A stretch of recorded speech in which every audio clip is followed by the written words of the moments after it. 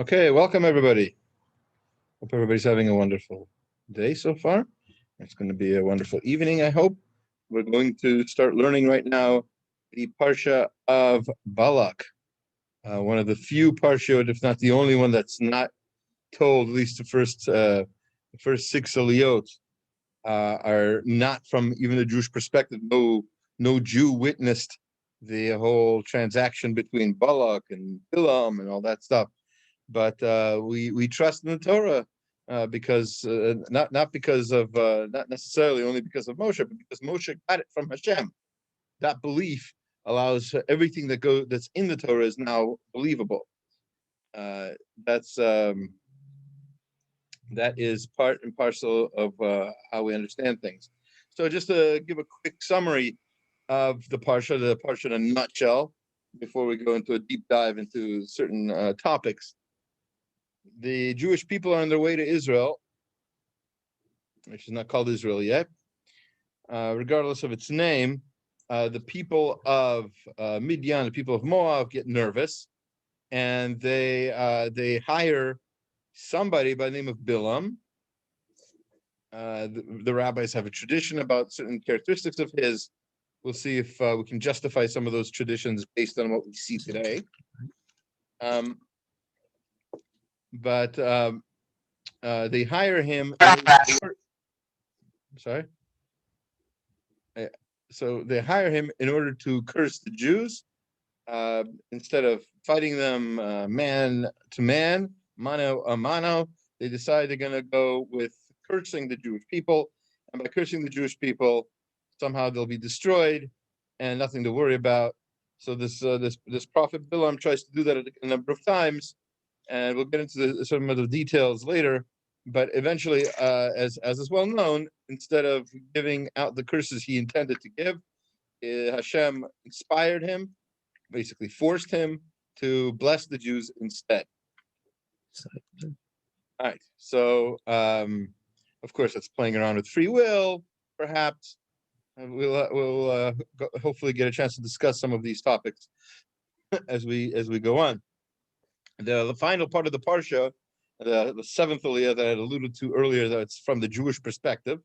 The seventh aliyah has to do with a time when the Jewish people sinned with the daughters of Moab, and Midian. They were seduced, and they fell prey to their charms and wiles. And what ended up happening is the Jewish people were hurt by a plague. That plague is basically the fault of Bilaam. So even though he didn't necessarily curse the Jews, his advice of what to do in order for the Jewish people to be potentially hurt, so that advice worked. And unfortunately, they did get hurt. Okay. Very good. Let's now, before we go into a deep dive into the Parsha, there's a sort of big picture question that we need to ask. We need to wonder about these things. And it's a valid question, as we'll see a lot of the commentaries deal with something like it. But first we're going to look at the opinion of Nechama Leibowitz on the topic of curses. In other words, how does that work? How does a blessing work? How does a curse work? Right? If I deserve, say, I deserve a blessing, or chas v'shalom, I deserve a curse, Hashem will give me the blessing or the curse. It doesn't matter what anybody else says or does, right? Why do I need a blessing? God knows what I need. God knows what I deserve, and I'll get what I'm worthy of. Why does anybody's word sort of supplant that? So it's a good general question to ask. Let's see what Nechama Leibowitz has to say about that. We're going to share the screen, I hope. Yep. All right. Baruch Hashem. The impact of curse and blessing, one of the essays of Nechama Leibowitz. The story of Bilaam presents a number of difficulties, some of which we have dealt with on previous occasions. We shall devote our studies this time to discussing the following question asked by the Abarbanel. Why did God prevent Bilam from cursing the Israelites? Why should they have cared about his curse as long as the Lord blessed his people with peace? Right? If Hashem is blessing us, it doesn't matter what anybody else has to say on that topic. Right? So that's the Barbanel's question. And so she begins by telling us, first of all, very important Yesod. Yesod is a foundational idea. The Torah places no faith in divination and magic. Only the heathen deities were limited in their powers, which were circumscribed by occult laws. They were powerless to break a spell or dissolve the potency of a malediction. Such was not the portion of Yaakov. Even Bilam had to admit that there was no divination in Yaakov. The whole of our Sidra is concerned with discrediting superstition and belief in magical practices. So then she starts talking about the story of the donkey, which we're going to look into more detail later. So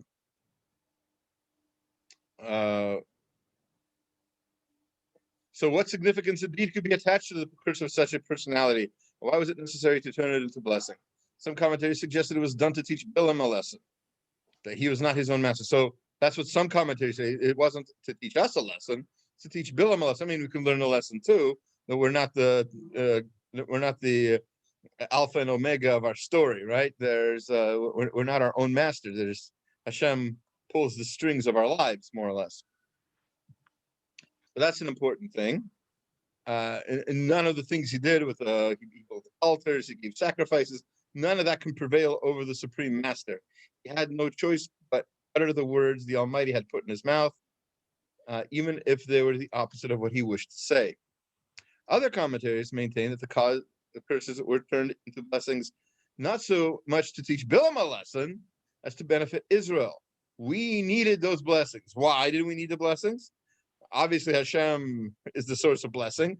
So what do we need the blessings? The answer given to this is that Bilam's word, objectively speaking, malediction or otherwise, were of no effect. It depended on the Almighty to do good or evil. But subjectively, from the point of view of the Israelites themselves, who had been reared in Egypt on magic and superstition, his utterances as sorcerer in chief of the nations were bound to have a considerable impact. This is the explanation outlined by Yosef ibn Kaspi. So again, this is supposed to teach us a lesson that no curses or anything else can thwart or change the direction that Hashem has planned for us. Okay, so that's an important lesson, obviously. She points out also, Barbanel makes a similar point.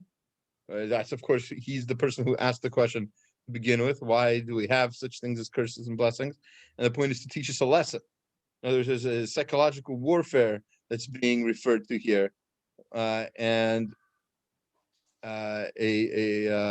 we care what a prophet is trying to do to us?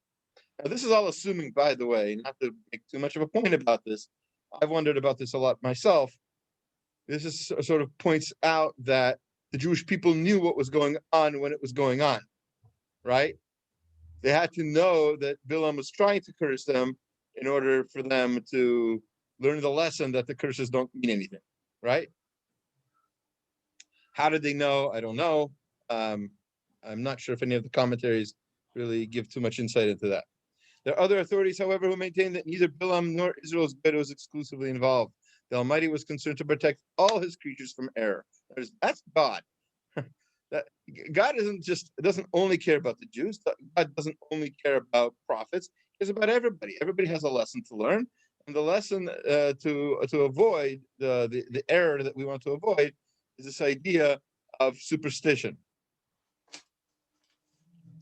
We don't believe in superstitions. That's not why we do mitzvot. That's not why we don't go to the mikvah in order to. Some people say, they say, they find a woman who hasn't been pregnant and who hasn't been able to get pregnant. She was not religious. They say, if you go to the mikvah, you'll become pregnant. So I'm sorry to tell you this, but many religious women, unfortunately, also can't get pregnant. Going to the mikvah is not a cure-all. It's not some sort of incantation or some sort of process of some sort of pagan ritual that you do, and then you're able to have kids. But yes, I know there's probably miracle stories of somebody who never went to the mikvah, and was able to have children. Okay, that might be, but that's not the intent of the mitzvah, and that's not why somebody should do the mitzvah. I do this mitzvah because Hashem does something nice to me for it. That's not how things work.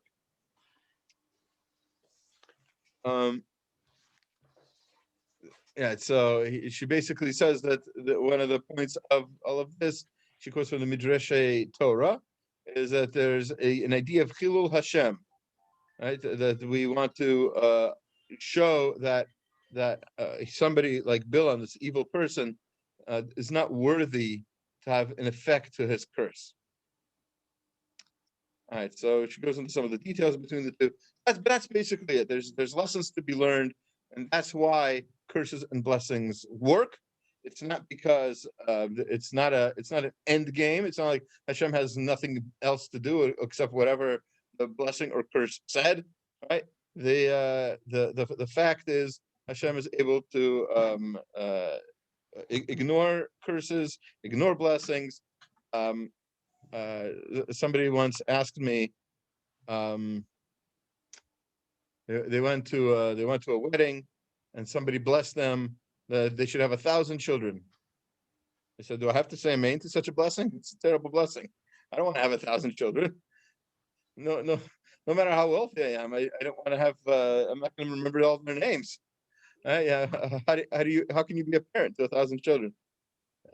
So it's saying amen or not saying amen isn't going to make it happen, right? Persons obviously, when they're saying that kind of a blessing, they mean good. And if you don't want to say amen, you can say Keni Ratzon or whatever Hashem wants to give me, whatever. There are ways around it. Okay. All right. Let's go on to our next source, and this is already from the questions that we had in the email. I should probably open up to have them good and ready. Kiyato Yimodi. All right. Baruch Hashem. All right. So, first question. There are two verses that seem to contradict each other. So we're going to look at the two verses, and we'll have the answer. We're going to a very famous answer, but now you finally get to. You might have heard this answer before, but I'm not sure if you've had the opportunity to see it in the Vilna Gaon's own holy words. So, as close as we can get to his own words. Okay, Bamidbar 22:12 and Bamidbar 22:20. Now we're going to be skipping a little bit here. The next verse we're going to learn is 22:18. But we try to go in order, but I think it's okay under the circumstances to see the contradiction here. So the verse says, "Vayomer Elokim el Bilam lo tilech imahem lo ta'or et ha'am ki baruch hu." God said to Bilam, "Do not go with them. You must not curse those people because they are blessed." And then, like I said, 8 verses later, 22:20 says, "Ve'avo Elokim el Bilam laila." Hashem came to Bilam at night. Yomer lo, and he said to him, "Im likro lecha bo hanashim." If these people came to you, and they did, kum lech itam, go with them. And the word that I tell you, that's what you're going to do. Okay? So we know, as we're going to see, that Hashem seemingly is upset that Bilam went with these men. But if you look at this verse, it certainly seems like he gave them permission to. Why is he upset?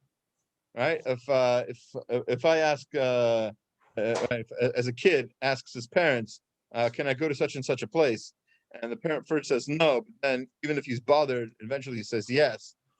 Once that yes comes out of that parent's mouth, the child can now go.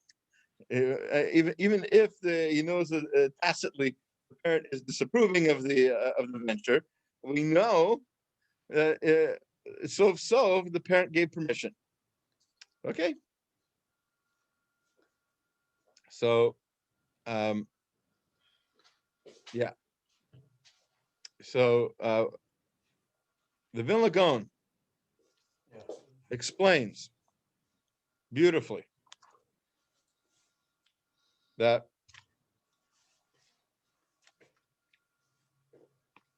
you have to know a little bit of Hebrew, and this won't totally make sense in almost any other kind of translation. But if you look carefully, he says to him, "Vayomer Elokim el Bilam lo tilech imahem." Don't go with them. And then later, what he says is, "Achar kach k'tiv vayomer lo im likro lecha bo hanashim." It says bo hanashim, go with the people. But he uses a different word for going with. Lo tilech imahem, do not go with them. Whereas later it says kum lecha atem, rise up, go with them. In other words, there's a word, there's itam, right? There's a difference between imahem and itam. So what's the difference? So first of all, so usually even in modern Hebrew, im means with, an ayin, right? So it says gam kasha ma'od kevan shenatan lo reshut bepeh. He gave us his verbal permission to do this. Male she'elach im kain amai haralo. Why is he angry with them? Amna mivor ki yesh chiluk ben tevat im o imo o ben tevat et o ito. So the difference between im and imo. And what's the difference? Tevat im yora hashivi vidaber hahu v'kairi u'kamairi u'fualat shnehem al kavanat achat mamash. So when you say im, when you say with in Hebrew in the Torah, you mean full, all stock, the whole stock and barrel, everything, right? The whole shebang. You're going with on the same mission, with the same intent, with the same desires. You're all in. You bought into it. All right. All right. V'chol davar sheshnehem osim zeh davar ala kavana ratzon echad v'gam ein echad nif'al mechavero shayach lashon im. If there's anybody in that group who's at all unsure about what they're doing, the word im doesn't fit. Ach tevat et o ito yora shehagam shehem osim zeh davar biachad. Ach lo al kavana achat. So when you say the word ito, which also means with, I'm not sure if there's an English, a good English translation for different words that mean with. So someone can look that up, I'm sure. But so im means with completely. You've invested in the idea. Ito means with, but without the same intent. You can have a kavanat acheret, the davar hahu. So what he's saying here is, in the end, what he's saying is that the permission that Hashem gave Bilaam was to go with the people, ito, not to invest in their idea, not to do what they want to do, not to curse the Jews, not to hate the Jews, as they're currently hating the Jews and wanting to curse the Jews. That's not what you're supposed to do, Bilaam. You can go with them. So let's see. Let's use the word. I'm trying to find a good word for with, but not with. Together with, right? So when you're together with them, you're together with them in all aspects of the plan. When you're just going, I happen to be with them, right? You're a traveler, traveling together with a group of people who want to do whatever they want to do. It doesn't matter to you what they want to do. You're not with them. You just happen to be an associate of theirs. So that's what Hashem gave Bilaam the permission to do, is to associate with them, to go in their direction, but not to do what they want to do. Okay, so that's again. I've tried to point out in previous Parsha classes, and it's a worthwhile investment, really, that the Torah, as good as translations as there are sometimes, it's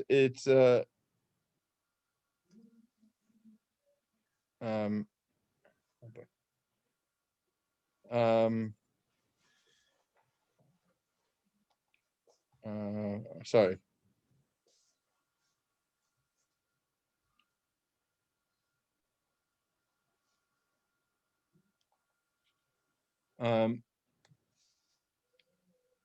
So it's important to note the Hebrew language is holy and has deeper messages and lessons that we can learn. In classes like this, we get to really see the Torah from different perspectives. It's not just a story. Once you look at the words more carefully, the original words in the original translation, you can get certain insights that you wouldn't have gotten otherwise. All right. Like I said before, we're going back a little bit, 2 verses to Bilaam and Balak. 22:18 in Bamidbar. Beyond Bilaam. So again, Balak's officials are trying to get Bilaam to come with them, and he answers them, Vayomer El Avdei Balak, to the messengers, to the servants of Balak, Im itain li Balak milo beito kesef v'zahav, if he give me his whole house of gold and silver, lo uchal avod et pi Hashem Elokai la'asot kana ogdola. So this sounds like a real tzaddik. What he just said was, even if Balak gives me his whole house of silver and gold, I can't do anything big or small that is contradictory to what Hashem commands me. Beautiful, right? It's tzaddik, right? So Rashi says no. Says Rashi, Madno, this teaches you Shenavsho Rachava Umechamed Mamon Acherim. You see, Rashi says that he was very interested in getting more money, and he was jealous of others.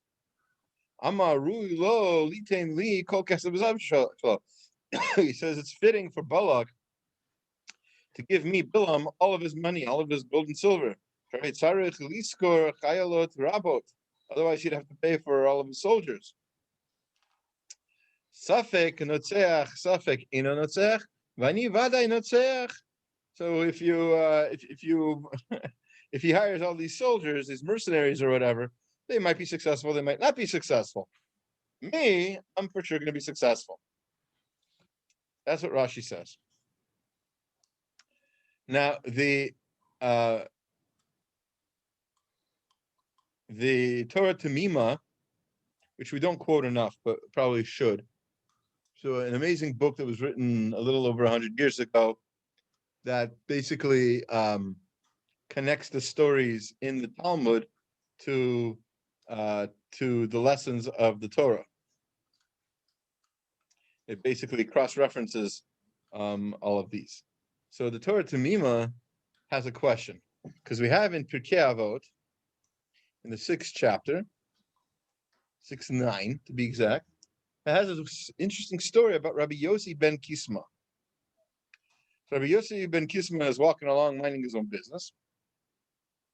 Somebody comes up to him and offers him hello. He says hello. Somehow this person recognizes that this Yossi ben Kisma must be a great scholar, and he asks him to.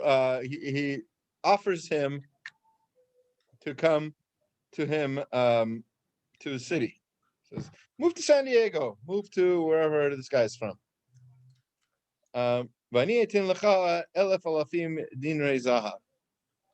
I will give you thousands of gold, avanim tovot, and margaliot, and precious stones, rubies. And I said to him, my son, if you give me all the money and all the gold, avanim tovot and margaliot, all the precious stones and rubies of the world, Eini dar el b'makom Torah. I shall only live in a place where there is Torah. Below Od, not only that, and then he says other things. But anyway, the question that the Torah Tamima asks is, we learn from Bilaam that when he asked for gold and silver, that he's interested in money. We don't say that about Yossi ben Kisma. Yossi ben Kisma did the right thing in saying that. What's going on? So when you look at it more carefully, says the Torah Tamima, that man who went to Yossi ben Kisma and offered him a fortune, that's not what happened in this story. In other words, in Bilam's story, the messengers of Balak did not offer gold and silver. Right? That's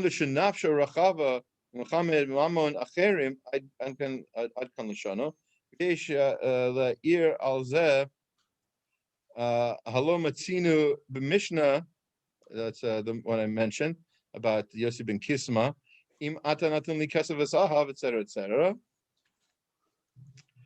Im kein mai chazit lidrosh ra b'lashon hazeh beganot Bilam. So why is, I don't have the whole thing here. Interesting. So why is it a ganut for Bilam? Why is it a disrespect of Bilam? Maybe he's saying exactly what Yossi ben Kisma said. Now, the answer is because in Yossi ben Kisma's case, the guy mentioned the money. So Yossi ben Kisma is saying, no, I don't want all the money in the world. Here, nobody said a thing about money. Bilam brought it up. Just like by the sale of by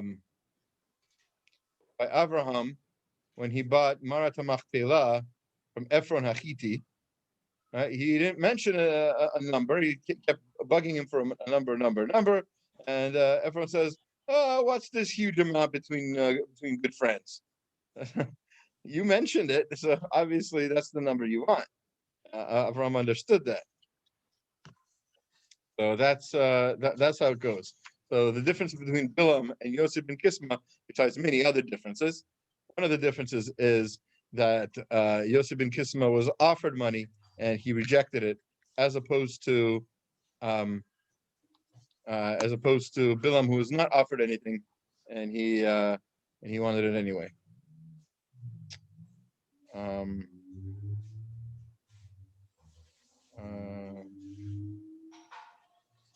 Hold on.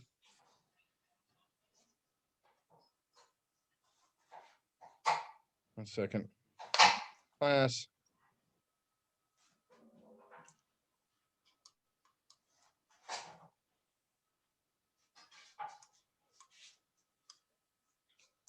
Call my wife.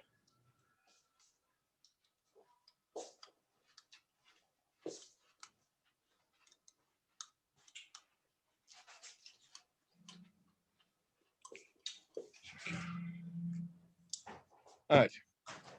Sorry about that. All right. Okay. Okay, this next piece is a very long piece. We're not going to go into all of it, obviously. I just wanted to give you the entire quote so you can look at it on your own. This is the story of Bilam and his donkey.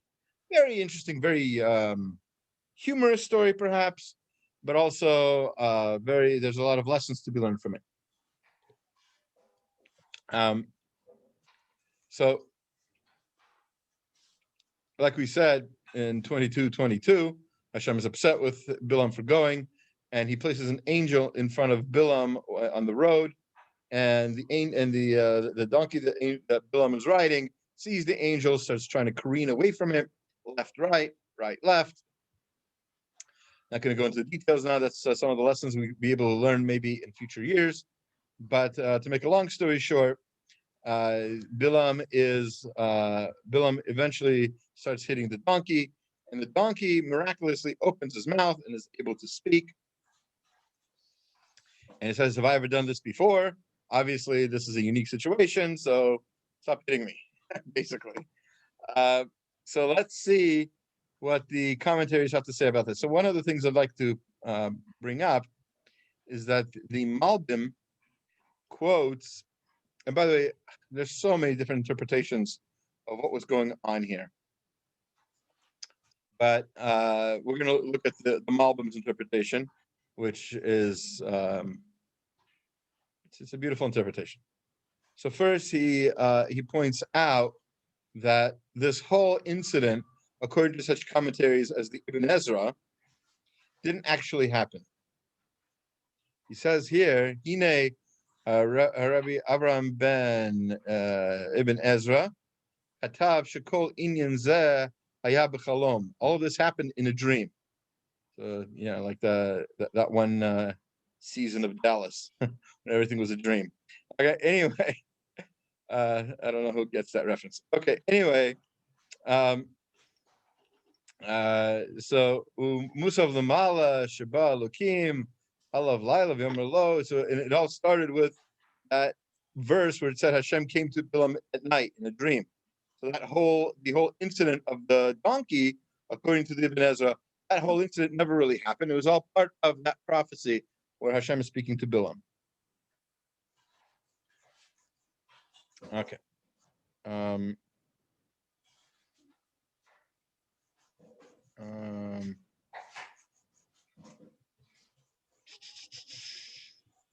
Okay. Anyway, I need to do something here. I apologize. Yeah. Okay. So, okay, Baruch Hashem.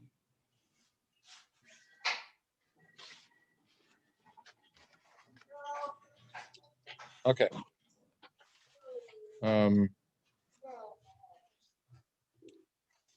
Okay.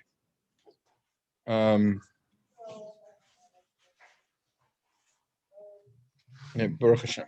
Okay. So, so the Malbim has a problem with this interpretation of the Ibn Ezra for a number of reasons. One is that it doesn't fit with the words of Chazal at all. The rabbis in the Talmud talk about the whole incident with Bilaam, the Gemara in Sota, I believe. So it's very clear there that at least the way the rabbis understood it, it actually happened. It wasn't just a dream. So amongst other things, the Malbim is not a big fan of that.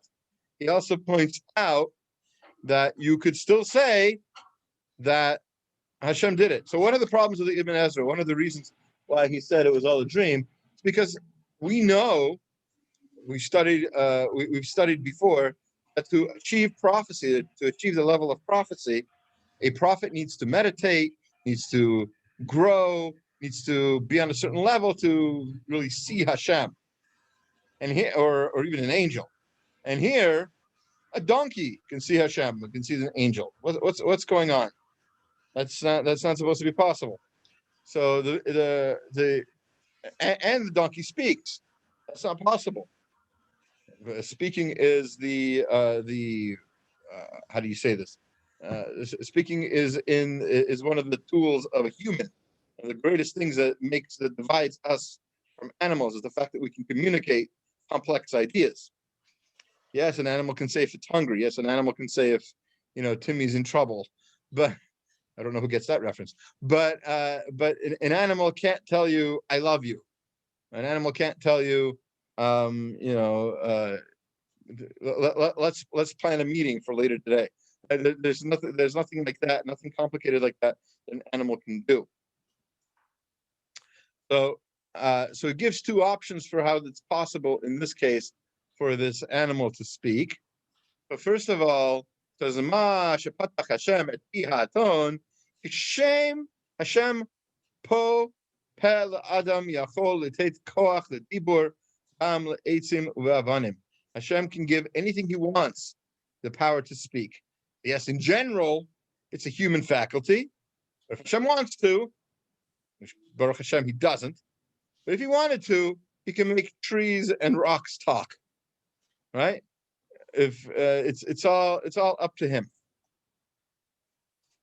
And he says, lastly, he says another answer, if you like, I don't even know if we need it, but he says that it could be. I'm sorry. Very strange.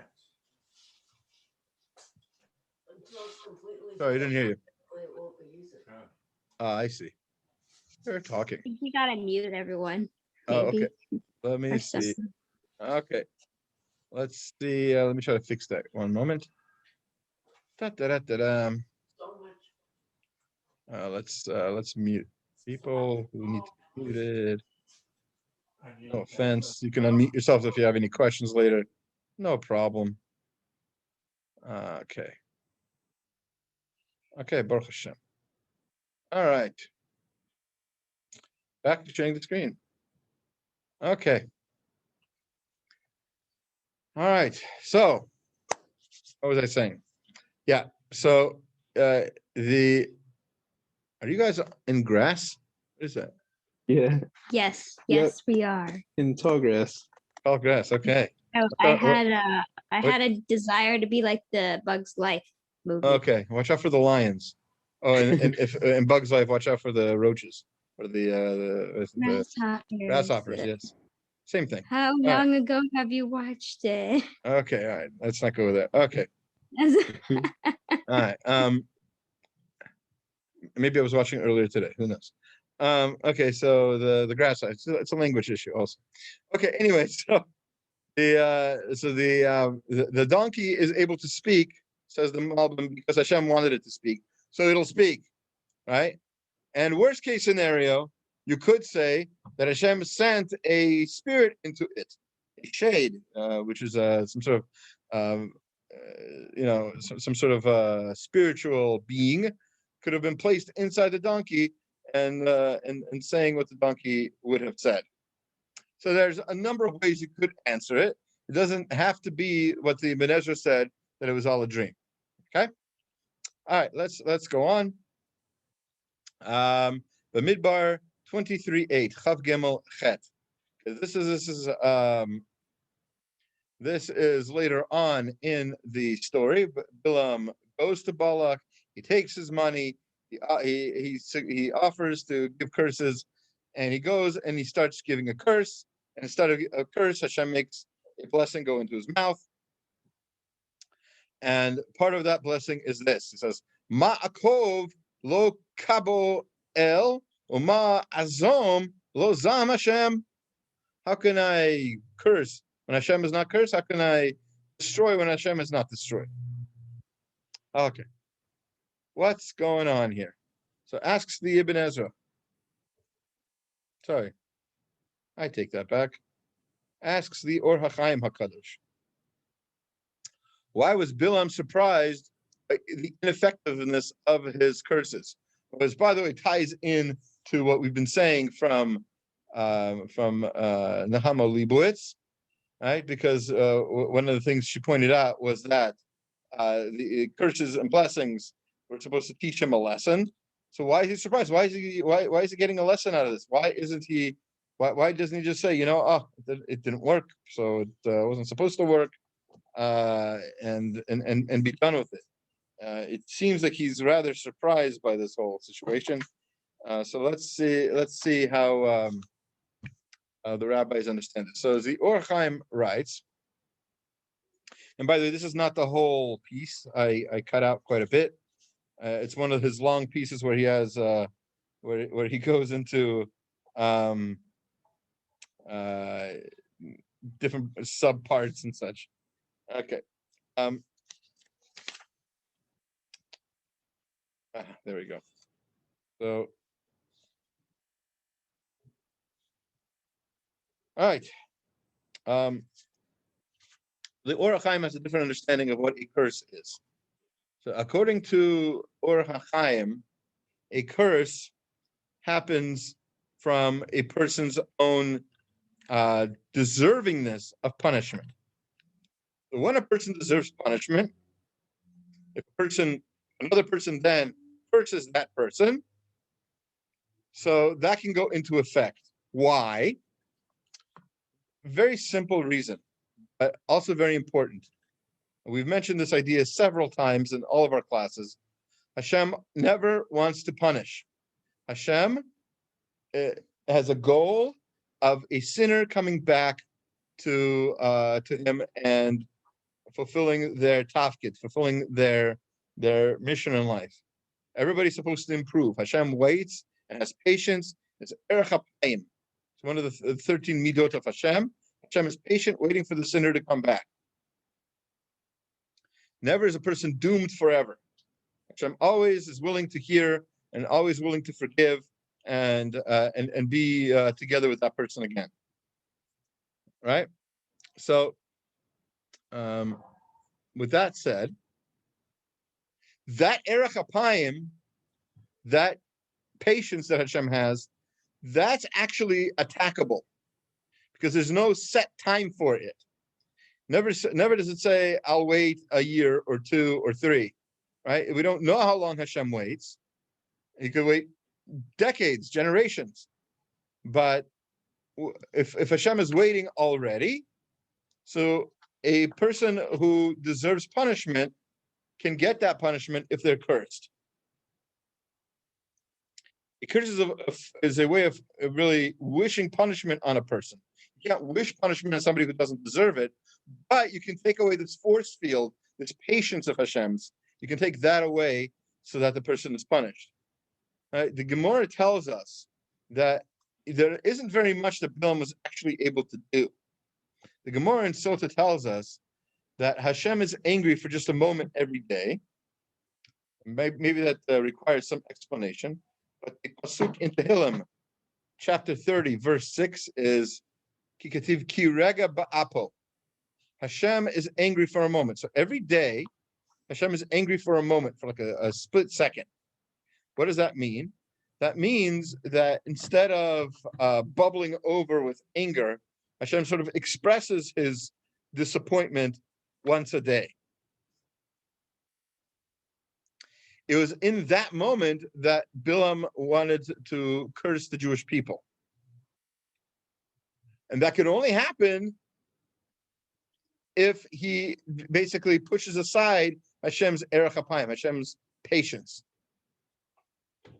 When a person curses another person, that curse attaches to that person's sins. So a person deserves to be punished. That curse attaches to that person's curse, that person's punishment, and pushes away the erech hapayim so that the person gets punished. Well, im ein lo avon v'lo toel klalat hamakalel klum. So what really surprised Bilaam is that the Jewish people didn't deserve any punishment at all. Well, there was no erech hapayim necessary. The Jewish people didn't deserve it. They were already so great, which is what this verse is saying. How can I punish when there's no punishment? Ma'akov lo kavo. Hashem is not punishing them.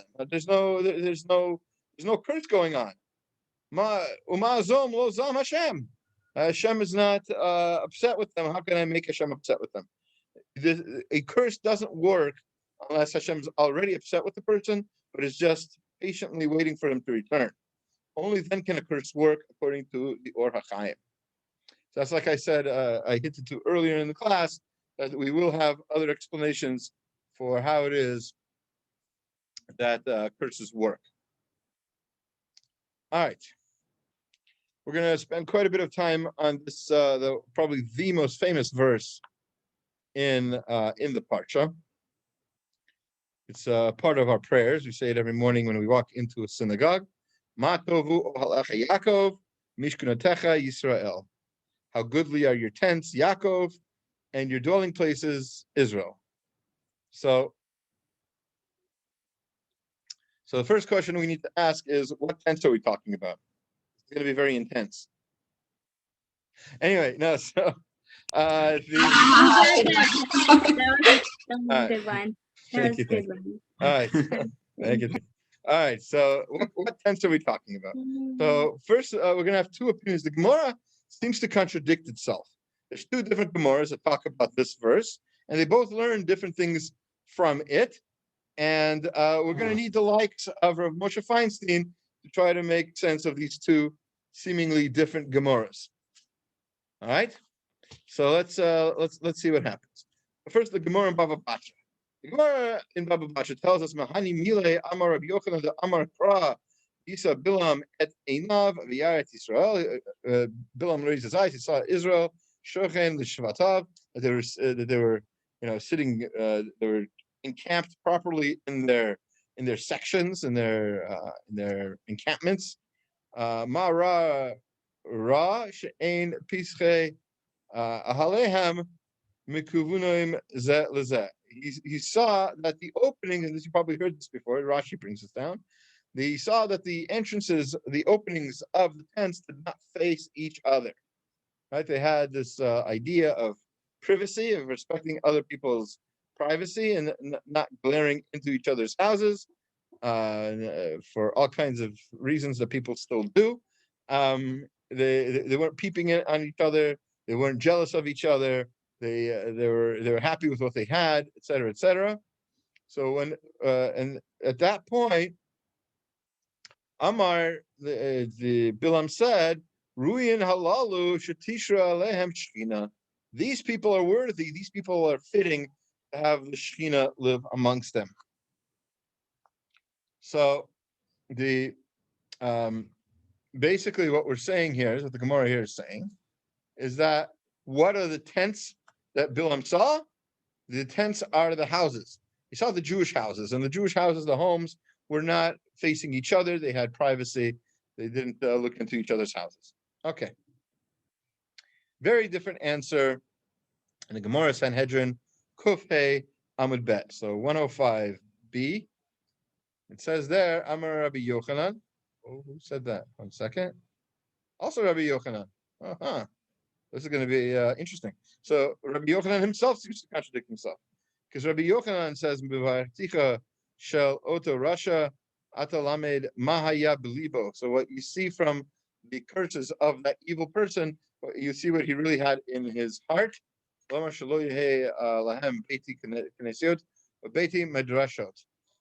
he wanted there not to be shuls and yeshivas, a Beit Knesset and a Beit Midrash. He didn't want the Jewish people to have those things. Ma tovo halacha Yaakov, lo tishshchina alehem. Yeah. So, in other words, the Shekhinah should not dwell amongst the Jewish people. And how does the Shekhinah dwell amongst the Jewish people? By having these particular tents of learning and davening. In other words, the first opinion in Baba Batra made it very clear. What are the tents? The homes, the Yiddishahim, right? What is the opinion in the Gemara in Sanhedrin? The tents are yeshivas and schools and shuls. So what's how do we make sense of these two things? The writes Rav Moshe Feinstein Zechet Tzaddik Levrachas Chus Yagin Aleinu and Darash Moshe. There's Matovo Halacha Yaakov Al Ma Tovo Halacha, which he quotes first the Gemara in Bava Batra, one we said before. Then he quotes the Gemara in Sanhedrin, so that it's the yeshivas and such. Venira, he says it seems. Hekahu Shaba V'Tana Yisrael She'enim Tzrichim Levate Knesses Me'achar Shebabatim Mitnagim Betov Ve'Ein Tzarech Liyeshivot U'Batei Chinuch. So really, he wanted for there not to be places for the Jewish people to daven and places for the Jewish people to teach their children. Umizeh nikar mala kalam b'zeh shehaemet hu she'ein lismoch al hachinuch shebebayit levad.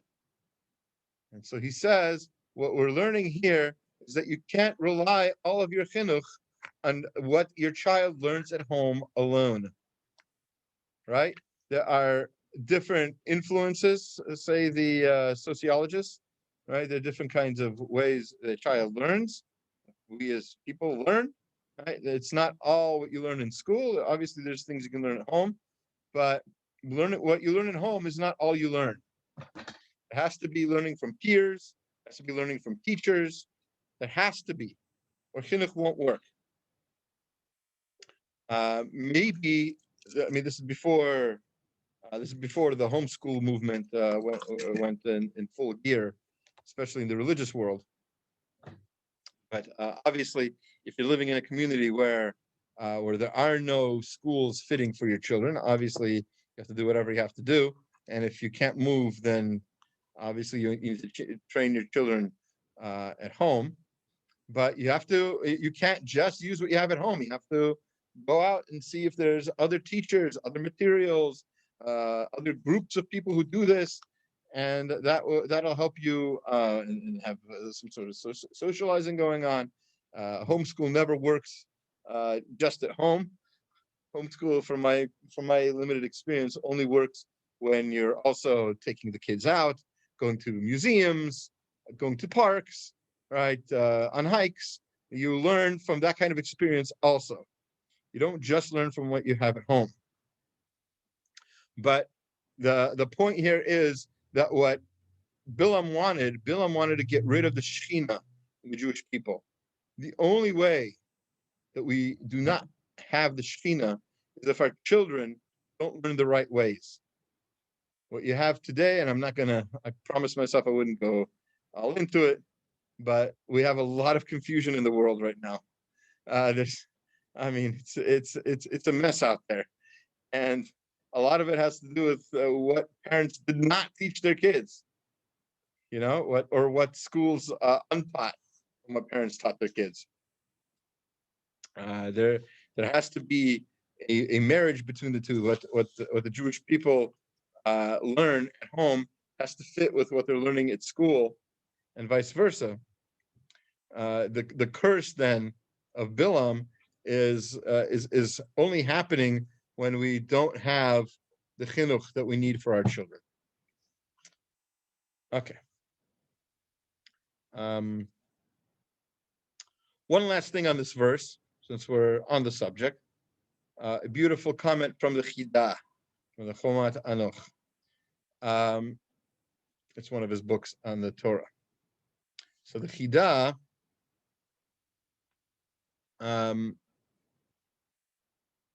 Chaim David Azulai asks the question, why does in that verse, Matu v'halacha Yaakov, Mishkanotecha Yisrael, why does that verse switch from Yaakov to Yisrael? Not only that, but from Ohalecha to Mishkanotecha. They're actually synonymous in a way, right? Matu v'halacha, how goodly are your tents, Yaakov, and Yaakov has another name, and it's Yisrael, right? Mishkanotecha, which also means dwelling place, just like an ohel is a dwelling place. Your dwelling place, Israel, which is the same thing as Yaakov. Why are we switching names, switching synonyms? What's going on? It's all very nice and poetic, but what does it mean? And by the way, the Chidah does not write this, but perhaps one answer you can give is basically what maybe the verse is already hinting here to what Moshe Feinstein pointed out at the two interpretations of the Gemara. Right? Ohalecha Yaakov is like the shul, the school, the whatever, and Mishkanotecha Yisrael is the dwelling place where you actually live. Right? And it's Yisrael as a nation where we live, whereas Yaakov is like this higher goal of achievement, or vice versa. So a lot of it can be tied into what Rav Moshe Feinstein said, I think. But the Chidah's answer is also rather enlightening. It says that we have in Bereshit 33:17, actually one of the topics that I once spoke about in one of my Parsha videos. The quiz, by the way, for those Parsha videos is coming out soon. With a prize attached. Zavi, I'm looking at you. Yes. Yeah. It is your birthday. It's time to get prizes. So the Chidah writes that in Bereshit, when Yaakov built houses for himself and Sukkot for his animals, Remember this? Maybe you do, maybe you don't. Either way, so that concept, the rabbis tell us, what does it mean? He built a house for himself. It says olam haba, olam haba. So this bayit is in olam haba, this future house, right? In other words, we know when it comes down to it that the things of this world are impermanent. Your permanent home, where you're going to live most of your life, is in the world to come. You live 70, 80, okay, 120 years on this world, but you live eternity in the world to come. So it's much longer than 120 years, and much more pleasurable. So you can actually build your house there. So Sukkot, they get our derech arai, they're impermanent. So when he built these things for his animals, it's not because he didn't care about his animals. He built these things for his animals to emphasize that animals are things. They're just our possessions. They're not part of the family, contrary to what animal trainers nowadays might say. They're not. We're not going to heaven with them. They're not coming to heaven with us. They are just our possession. They're just this thing that makes this world a little more pleasant. Just like all of our possessions, our cars, our clothes, whatever we have, all of these are things that are just taking up. Should not have our emotional. How should I say this? Should not be our emphasis, right? They're all there for this world. So therefore, he says, "How goodly are your tents, Yaakov." This is emphasizing that we need to focus on our tents, our homes in the future. Yaakov, who by the way was in that verse in Bereshit, right? Bereshit 33:17. So just like Yaakov made these homes for himself in the future, these homes, right? So therefore, that's the idea of how the Jewish people need to relate to their wealth and their property and their things. All of it is here to help you do mitzvot. If you have possessions and you're not doing mitzvot with them, you're basically misusing your possessions. The way that Hida understands it. By the way, is also hinted in the word Yisrael, right? So how? Why do you say Mishkanotecha Yisrael? So the Chida writes that Yisrael comes from the word Yashar, or straight, doing the right thing. So when you emphasize the right thing in your life, when you have a stress to what you're supposed to do, at that point, Hashem will bless you. So I just want to real quick. I know we're a little over time, but I wanted to at least mention how at the end of the parsha, Pinchas is mentioned. So we'll hear more about him in next week's class, God willing. But he's rewarded in next week's parsha for what he does in this week's parsha, and that's he kills the prince who goes into a tent with a non-Jewish woman in the full sight of all the Jewish people, in front of Moshe and everything. So so it says, "V'hine ish mibnei Yisrael ba v'ikarev el achav et hamidyanit le'enei Moshe le'enei kol adat b'nei Yisrael v'hema bochim petach oel moed." So he did this in front of everybody, and everybody was crying at the opening of the tent of meeting.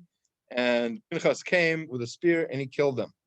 So the Gemara says an interesting thing. Gemara in Sota says that Amar Rav Nachman bar Yitzchak, that it's more important. I really think we'll have to save this for next time, God willing. All right. Anyway, there's too much to say, but basically, I wanted you to be aware that the parsha does not end with Bilaam. It ends with Bilaam's advice. The Jewish people succumb to the sins that Bilaam was always trying to get them to do in order to get effectively cursed. They get cursed, and many people die in a whatchamacallit, in a plague, and it's terrible. Thousands of people. And God willing, that's even though next week we're going to be already in the 3 weeks, so it's sort of a sad time.